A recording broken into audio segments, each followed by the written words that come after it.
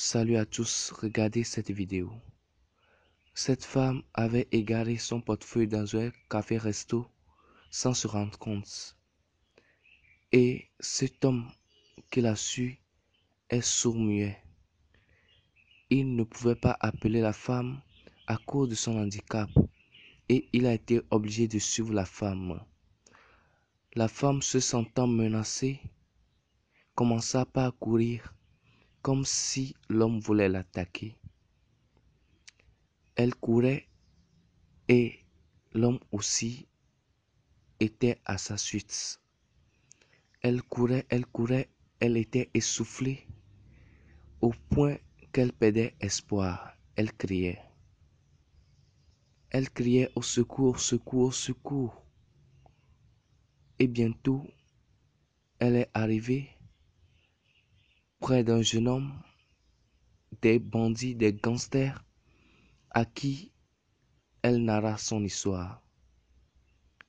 Elle a tout juste dit au gang que cet homme voulait lui faire du mal, ou l'escroquer, ou mieux, la voler.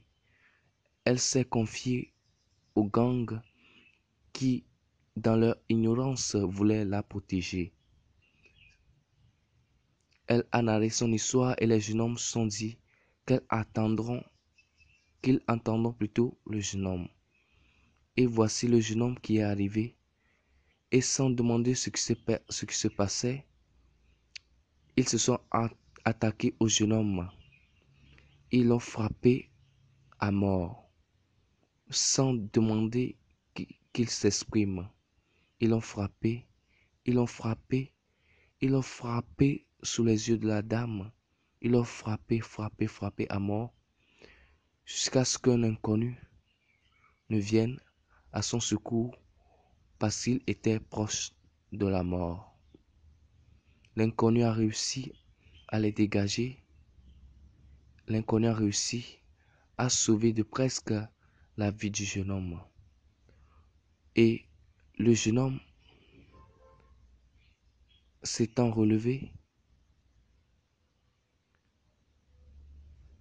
en sang,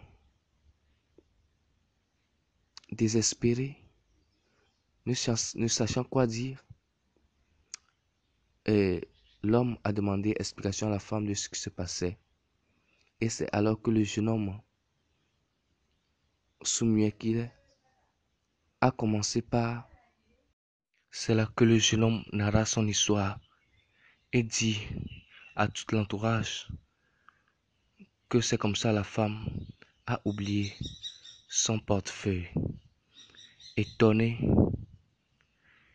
ils se sentaient tellement coupables qu'ils ont été obligés de supplier le jeune homme.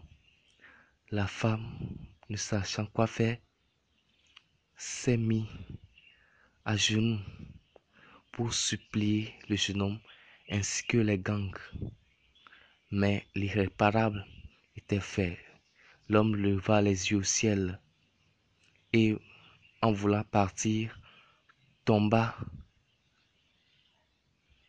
et rendit l'âme. Pour nous dire que dans cette vie,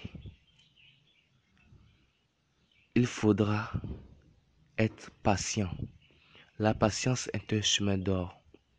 Bien sûr que la femme se sentait menacée, mais elle pouvait du moins se patienter pour voir ce que le jeune homme avait à dire, pour voir si réellement le jeune homme était un malfaiteur ou pas.